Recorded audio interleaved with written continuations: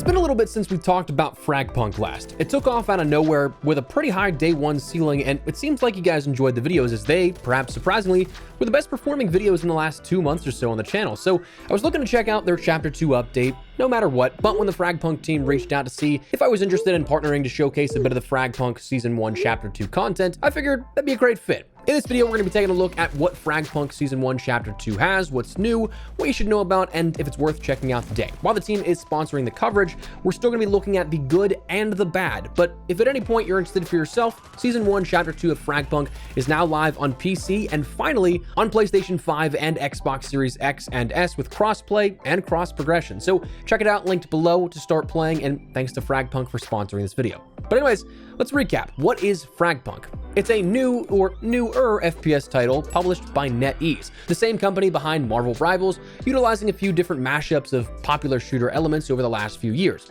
creating an interesting curveball approach to the formula in the process.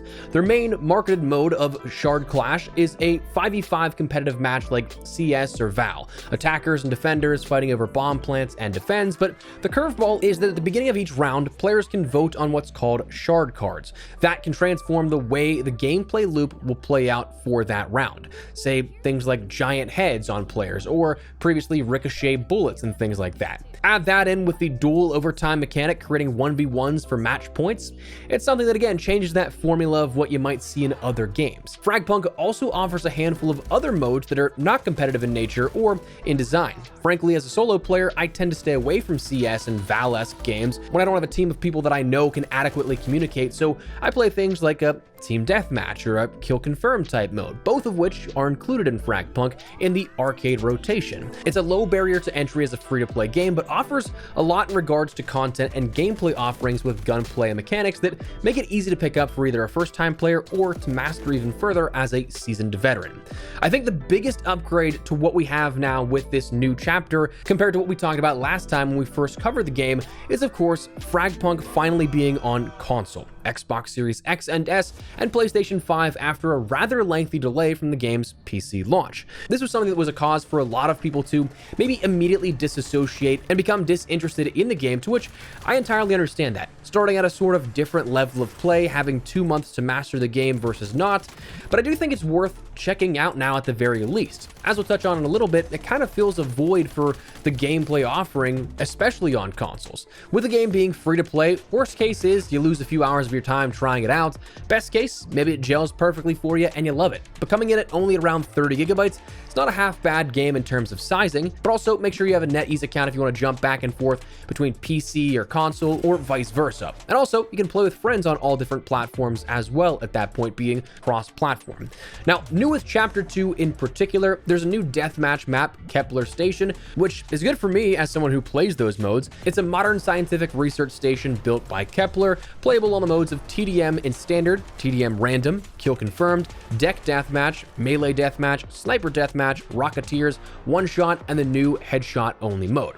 So for those that may be more fans of just the arcade shooter vibe, this is a new map added into the rotation that you can end up playing that you won't have seen since launch. Also added to the roster of Lancers is Dex, described as a renowned lizardman sage skilled at scouting. Dex can use his skill Cloning Incarnation to create a clone of himself and fight in place of his true self, and even if the clone is killed, he himself can return to the battlefield.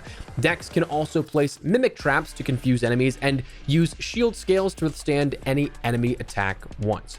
So yeah, you got a couple of different abilities here at this. That Cloning Incarnation is basically kind of like a respawn off a set point of where you place that, where you can go in and still get the credit for different kills in combat that you may take ahead, but if you die, it gives you a chance to go right back into the action. It doesn't actually kill you fully. Mimic Trap ensnares enemies and does damage, while Shield Scales kind of acts as a bit of armor again, negating that initial damage in a gunfight. Then, finally, we have a new mode in the arcade rotation of Headshot Only. Pretty self-explanatory based off the name, but with a little twist to make it easier. Lancers' heads are actually larger to compensate for the fact that bullets will only do damage to the head.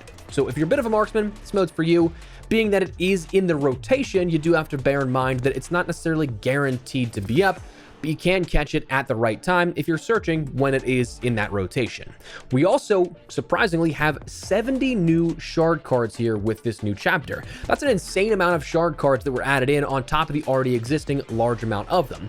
Now, to be something that combats over inundation or like information overload, we did see some shard cards removed depending on the game mode that you end up playing. So between the main competitive modes, Outbreak, and then the deathmatch modes, you will see a couple of those ending up being removed, but more added in place than there are removed. So it's not quite a one-to-one trade-off. You still have a lot more than before the update, but yeah, just bear that in mind. We also saw a new battle pass for both the free, premium, and ultimate editions. Personally speaking, I'm not necessarily one that cares too much about battle passes anymore, but if you are, it gives you something to grind out, and there are some cool skins in it, I won't lie. So if that's your type of thing, that is something that you might want to check out. Beyond that, there were a few other notable changes with the new chapter of Season 1 here.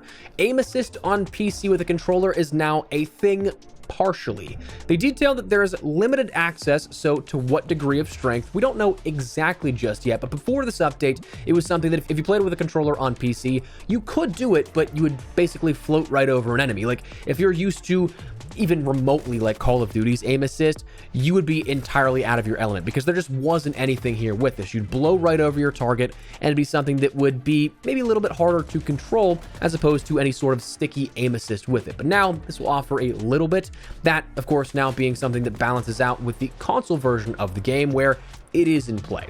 Map updates, we saw a lot of these for competitive maps, but in a more minor perspective. Like, the updates themselves were just intended to offer a bit more protection for lines of sight and subtle changes to lanes and routes. Like, you'll see in the video here on screen that there's a bunch of these across a variety of maps, but when you look at them closely, it's like, oh, they moved that wall by a meter, or they added another box on top of the stack in the hallway. It's mostly changes you wouldn't catch at first glance if you played before the update, but they definitely can alter how you approach some of the choices of play on each map. And then we also saw some general fixes for abnormal lag and overall game performance. Obviously, a good thing for the long-standing health of the game.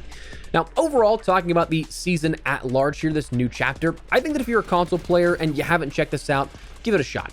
In the console market, I feel like that market is relatively untapped for this sort of competitive 5v5 concept of a gameplay loop, save for like Valorant or Fortnite Ballistic perhaps, where this offers that competitive style of things, but more than just that one game mode. You of course have those other game modes, the death matches, the kill confirms, the outbreak, all of that, and a ton of grinds for free. So it seems like the game is doing well, finding its initial audience, at least up front.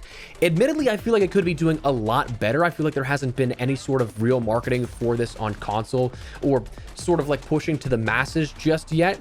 But I have seen FragPunk trending upwards more and more on PlayStation 5 and Xbox. PlayStation 5, I saw it was situated recently higher than Call of Duty and Forza Horizon 5, so it's nice to see that people are apparently enjoying the game. But I do think that the same sort of things stand with my initial review on the game a few months back. I still have some of the same concerns like monetization. It's a bit in your face and all over the game. Like, there's 3 different in-game currencies, one of which is applicable to real-life currency. There's a membership subscription, there's a battle pass you can purchase, there's shop items, there's supply drops in a sense here. So there's a whole bunch of stuff that, again, you go into the nitty-gritty. There's a lot of monetization, both with in-game earnable currency and stuff that you actually have to purchase. But at the same time, you also have ways to unlock just about everything with just simply your playtime. So it's one of those things that I feel like for some people it might be a turnoff. For me, that doesn't really care about putting money into a game like that, it's not the biggest deal breaker for me, but still is something that, again, it's kind of overdone. But I guess that's kind of the nature also of a free-to-play game. The TTK is still kind of crazy, audio's still not all that great, but I think perhaps one of the biggest hurdles here for this game is the frequency at which the game will continue to be updated. It's been about 2 months since the game's launch, and in that era of live service games that we're in now, that type of interval between larger updates might not be the draw for a lot of players. It might be too slow for some audiences. In the interest of wanting any game to succeed, whether it be FragPunk, COD, the finals, Delta Force, you name it, the sort of ebb and flows of interest is directly correlated to the update schedule of those games. I always kind of in my head liken it to a suspension bridge, those towers where the cabling's at its highest. That's the highest interest you'll see for a game. Those are your major updates, seasonal perhaps, but then players will start to gradually tail off further and further until you're at that lowest point in the middle portion of what is likely a season, or before an update comes out, like the midpoint between two updates. Then that interest will start to pick back up as you get closer and closer to a new update, and then hit another air quote tower as an update of peak interest. Then it drops down again, and the cycle continues. If you can add a smaller tower or some kind, something like that, more and more in between those larger towers or your big seasonal updates, you'll see that sort of sag between those less and less in terms of the player counts. And yes, that kind of defeats the structural engineering point of that analogy, but just as a way to sort of illustrate the ebbs and flows a bit. Personally, that's my biggest worry with FragPunk here with this. It is something that this game may not actually reach the sort of highs that you have of a Call of Duty, a Battlefield, a Fortnite, or something like that, but I do think that it has absolutely the potential to find its own audience, whether that be 10,000 players on each console, 20,000, 50,000, 100,000, we don't know, and it's one of those things that I think is going to take some time to find where that more accurate route is, whether it's something that continues to grow or dies off a little bit, but I do think that it comes down to a lot of how that mid-season engagement is handled. But perhaps more importantly, I think the biggest thing is people just giving it a shot. The game popped off initially on Steam with its all-time peak of like 113,000 players on one platform coming in that first week. It really did seem like people were really stoked about it, but I mean, it's only fair to reference Steam numbers again, bringing up the highs, that it died off pretty quickly, seeing a significant 75% player drop-off in population from March to April. This, I believe, was a result of a number of different reasons. One, it's free to play. You're always going to get a peak of players checking it out, finding out it's not necessarily for them, and not returning. That's the way of the gaming world. I remember a lot of comments also were about cheating. Personally, I didn't see any myself, so that could have been something that was a deterrent for players. 3, the look of the game isn't necessarily for everyone. For many people, it looks maybe like a mobile version of a hero shooter with a UI that isn't necessarily the best laid out at points. Like, I still to this day have some complaints on some of the stuff here at this. Like, if you go into a private match, it is not really that apparent or easy to find out at first glance, how do I get out back to playing regular game modes? Because if you back out, it takes you to the main menu, but you're still in that custom room you created, and every game mode you try and join up on is grayed out and you can't actually do it. So there's a lot of things that I think could be made easier to understand to a general player. Another thing, frankly, there wasn't a ton of progressing the game at the point of launch, as in things to keep you coming back over and over again, like we just mentioned. That might be something that sways some players into maybe losing interest. And number 5, in my case, I mean, I got busy and forgot to check back. Like, it's actually as simple as that, where it's a new IP, it doesn't have the name recognition. I'm not seeing ads for it constantly like other games have put out. So I got busy, and then when I came back to play something else, I mean, I just kind of forgot and jumped into a different game, and then a week turned into a month, and well, you know how that story goes. I think that there's still plenty that can be addressed to make the game better, a larger marketing push for one, but I do think that this game genuinely can absolutely find its audience. NetEase had a hit with Marvel Rivals already, so I think it's very possible if they put a bit of that love and attention and gameplay updates into this, that once everything's in full swing, it has a pretty high ceiling that it can push as well. But that takes time, investment, and of course, the chance of the player on the game. I think that from what I've seen performance-wise, this is a very unique opportunity with the console market. Again, relatively minimal competition in what it hopes to achieve, and it fills the void over there as well. By its very nature, despite having a competitive gameplay loop in its main mode, the entire design of the game, the art, the hero elements, it's meant to be more approachable. Perhaps they maybe even too much so if it's not necessarily the game design that you enjoy. Like, if you're somebody that really loves and is a diehard like milsim shooter fan, this probably isn't your type of game. But for a lot of players that aren't that deep into it, might be something you find enjoyable. And hey, what's the worst case? You try the game out, it's not for you, oh well, it happens. I had this thought a few weeks ago that I'd rather just try a game and not like it than perhaps miss out on a game that could be one that I love.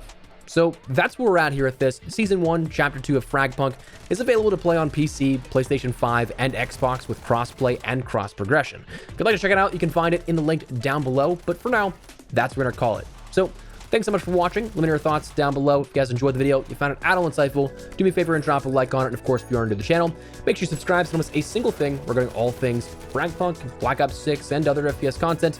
I'd love to have in the community. For now, thanks so much for watching. Mine has been Espresso. See you later. Take care, and peace.